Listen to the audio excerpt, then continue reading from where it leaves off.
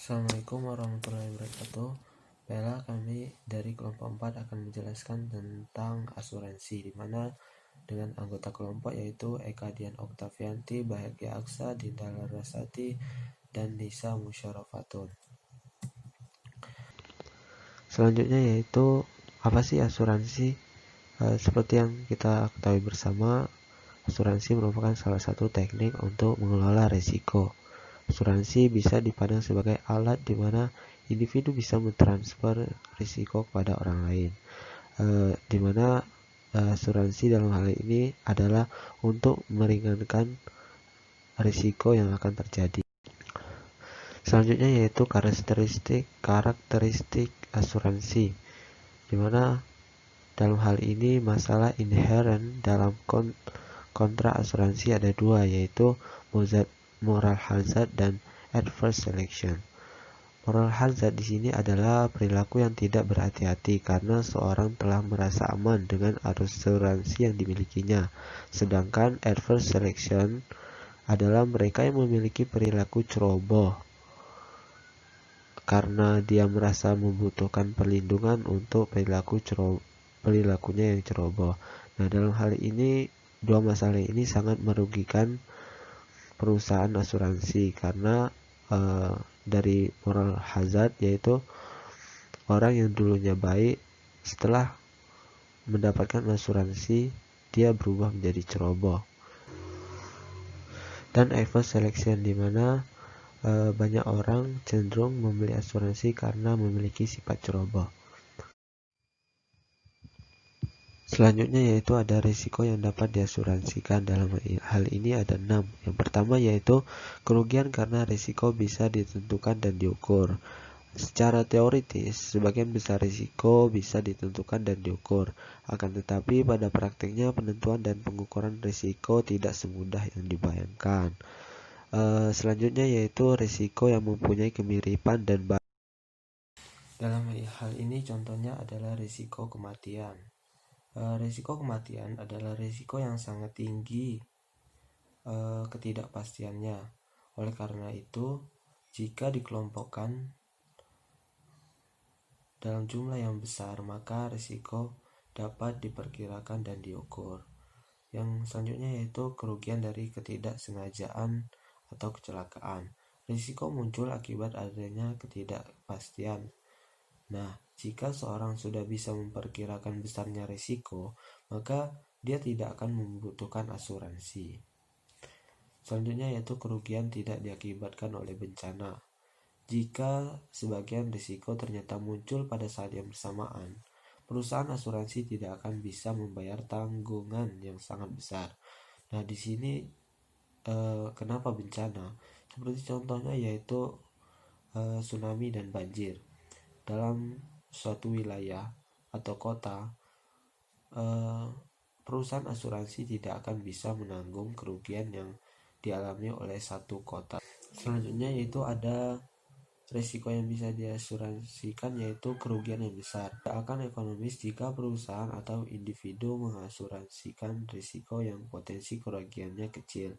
Seperti contohnya yaitu kejadian ban mobil pecah.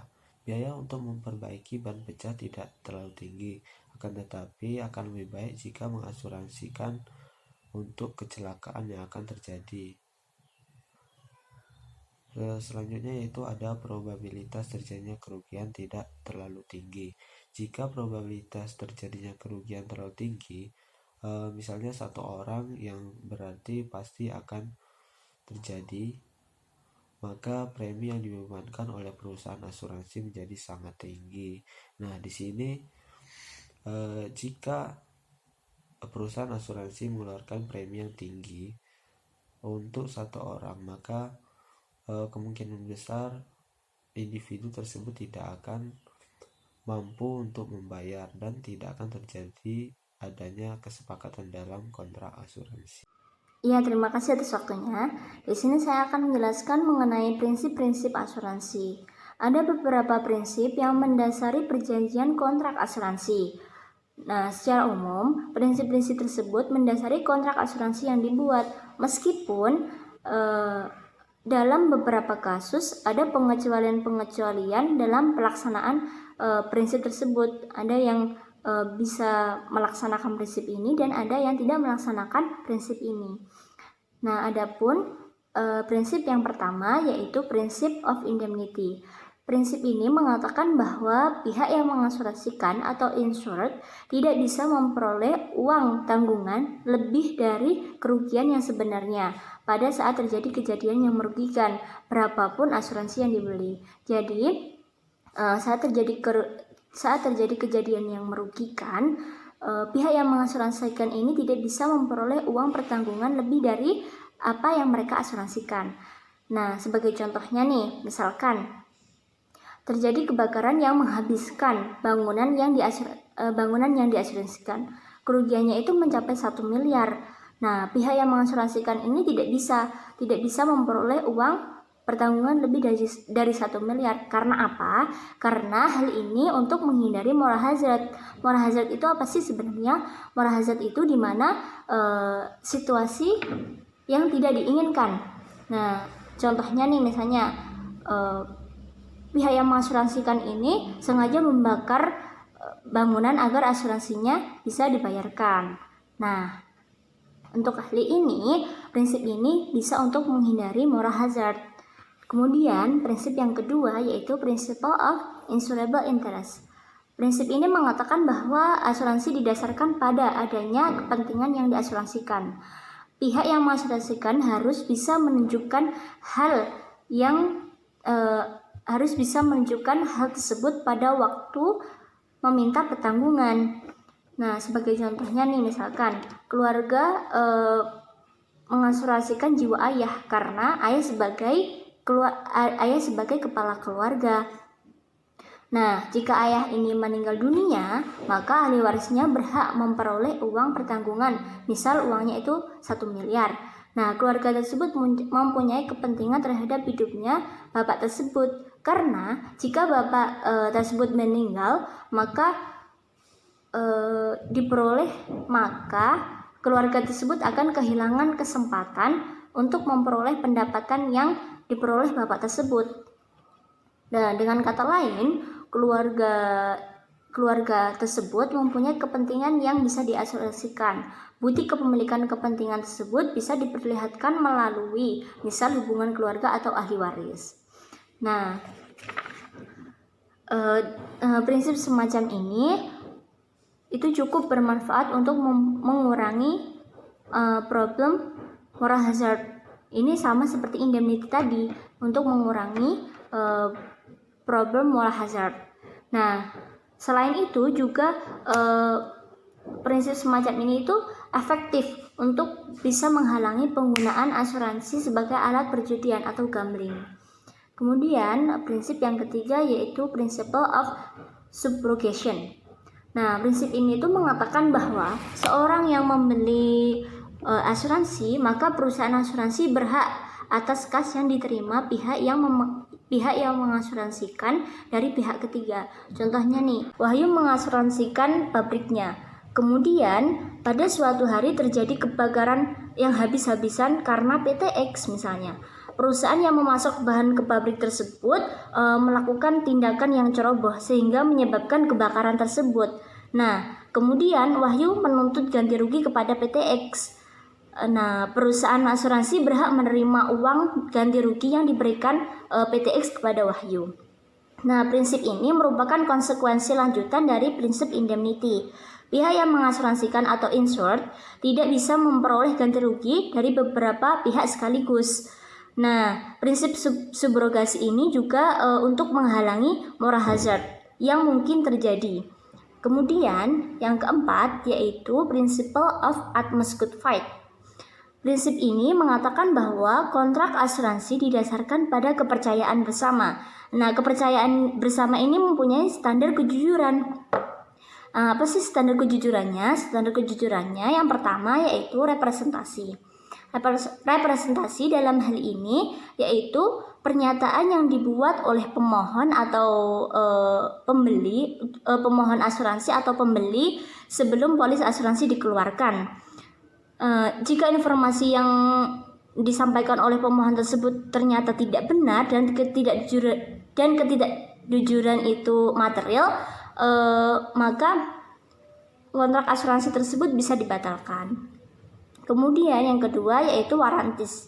Waranti ini adalah klausal dalam kontrak asuransi yang mengatakan bahwa sebelum perusahaan asuransi mempunyai kewajiban, maka kondisi fakta atau situasi tertentu yang mempengaruhi risiko harus ada.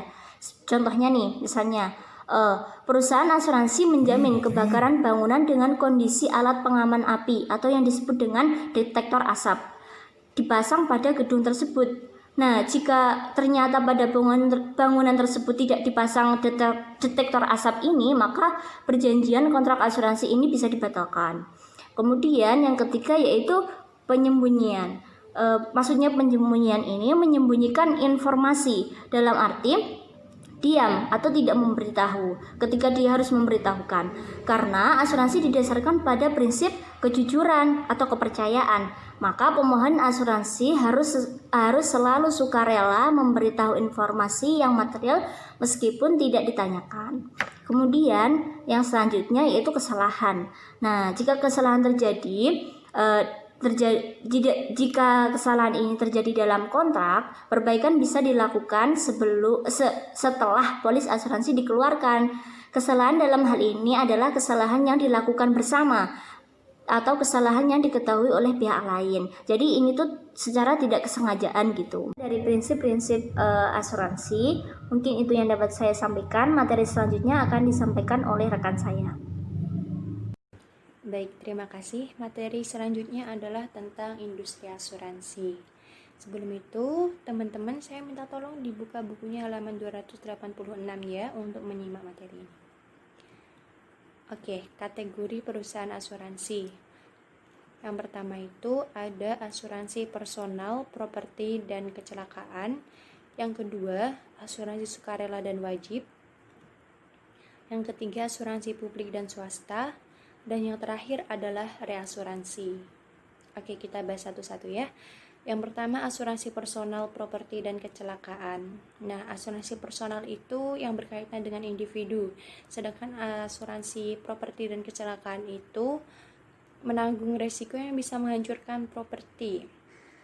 Jadi misalnya gini, kalau individu itu kayak misalnya sakit gitu, atau mungkin meninggal gitu, itu bisa diasuransi. Kalau misalnya properti itu lebih ke asetnya ya, jadi misalnya terjadi kebakaran kan otomatis itu aset perusahaan kan itu hancur ya, jadi itu bisa diasuransikan seperti itu. Kalau asuransi sukarela dan wajib, sukarela itu bebas, free, jadi mau diasuransikan ya silahkan, enggak ya tidak apa-apa gitu, tidak masalah. Kalau asuransi wajib itu ya harus gitu, harus punya asuransi. Misalnya gini, teman-teman kalau di buku itu kan kalau misalnya teman-teman beli mobil di USA itu teman-teman wajib mengasuransikan mobil kalian, karena itu termasuk salah satu penanggulangan risiko ya. Jadi kalau misalnya nanti terjadi hal-hal yang tidak diinginkan, itu bisa diasuransikan mobilnya. Nah, selanjutnya asuransi publik dan swasta. Ini tentang asuransi yang dimiliki oleh negara dan asuransi yang dimiliki oleh swasta. Contohnya, untuk asuransi publik itu ada asuransi Lipo, asuransi Ramayana gitu. Kalau asuransi swasta itu contohnya Sinarmas sama Mandiri Insurance gitu. Selanjutnya ada reasuransi. Ini mengasuransikan kembali asuransi ya. Contohnya gini, ada perusahaan yang mengasuransikan karyawannya kurang lebih misalnya ya 50 juta gitu, dan tidak ada hal-hal yang merugikan yang mengganggu finansial perusahaan, tapi tiba-tiba perusahaan tersebut ingin mengasuransikan kembali yang 50 juta tadi dengan cara dia mengajak perusahaan lain untuk ikut berasuransi gitu. itu termasuk hal yang cerdas gitu kalau bisa dibilang. Soalnya kalau misalnya diasuransikan bersama itu kan bisa dibilang itu bisa ditanggung bersama, jadi lebih ringan, bisa dikatakan seperti itu. Nah, selanjutnya itu tentang perkembangan asuransi di Indonesia dari 1996 sampai tahun 2000. Itu tabelnya teman-teman bisa dilihat sendiri ya. Dari tahun 96 sampai 2000 total asetnya ada berapa. Kemudian untuk asuransi jiwa yang ada di Indonesia, total asetnya ada berapa. Itu dari tahun 96 sama ya, 96 sampai 2000. Kemudian ada asuransi non-jiwa di Indonesia dan industri asuransi di Amerika Serikat. Ini lebih ke perbandingan ya, jadi kita membandingkan asuransi yang ada di Indonesia dengan asuransi yang ada di Amerika Serikat. Oke, terima kasih. Sekian yang dapat saya sampaikan. Selanjutnya bisa dipaparkan oleh saudara kami, Dinda. Silahkan. Oke, selanjutnya saya akan menjelaskan mengenai industri asuransi. Industri asuransi dibagi menjadi 4 kategori. Yang pertama, asuransi personal dan asuransi properti dan kecelakaan. Asuransi personal berkaitan langsung dengan individu, sedangkan asuransi properti dan kecelakaan resikonya bisa menghancurkan properti kekayaan yang ada. Asuransi personal memiliki resiko yang timbul dari kejadian yang bisa mengganggu pendapatan dari seseorang. Sebagai contoh, kematian, sakit, pengangguran, kecelakaan, dan lain-lain. Dalam asuransi personal, fokus kita yaitu bagaimana cara kita untuk meningkatkan kekayaan di masa yang akan mendatang. Sedangkan dalam asuransi properti dan kecelakaan, fokus kita pada kekayaan yang sudah ada. Sebagai contohnya, antara lain kebakaran, kecelakaan, kewajiban yang timbul atas kerugian atau ganti rugi. Yang kedua, yaitu asuransi sukarela dan wajib. Nasabah bisa sukarela mengasuransikan eksposurnya. Sebagai contoh, perusahaan mempunyai pilihan untuk tidak mengasuransikan eksposurnya tersebut. Dalam situasi lain, nasabah diharuskan untuk membeli asuransinya. Sebagai contoh, hukum di Amerika Serikat mengharuskan pemilik mobil menunjukkan bukti bahwa mobil tersebut sudah diasuransikan. Pemilik mobil dengan demikian wajib membeli asuransi mobil tersebut. Yang ketiga, asuransi publik dan swasta.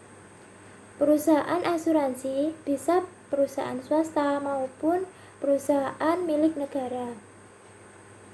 Perusahaan swasta sebagai contoh asuransi tata wahana, asuransi beringin, dan lainnya. Sedangkan beberapa contoh dari perusahaan milik negara yakni Jam Sostek dan asuransi kesehatan atau Askes. Yang terakhir yaitu reasuransi. Reasuransi berarti mengasuransikan asuransi. Sebagai contohnya, misalkan suatu perusahaan asuransi mengasuransikan jiwa seseorang dengan nilai pertanggungjawaban sebesar 50 miliar. Perusahaan tersebut tidak kehilangan bisnis, tetapi juga tidak ingin menanggung resiko atau kerugiannya yang terlalu tinggi. Maka perusahaan tersebut mengajak perusahaan lain untuk bergabung mengasuransikan asuransi resiko tersebut. Melalui reasuransi ini, perusahaan asuransi bisa bekerja sama untuk menghadapi resiko, sehingga resiko yang sangat besar seperti resiko kecelakaan, bencana alam, dan resiko yang bersifat cat spesifik.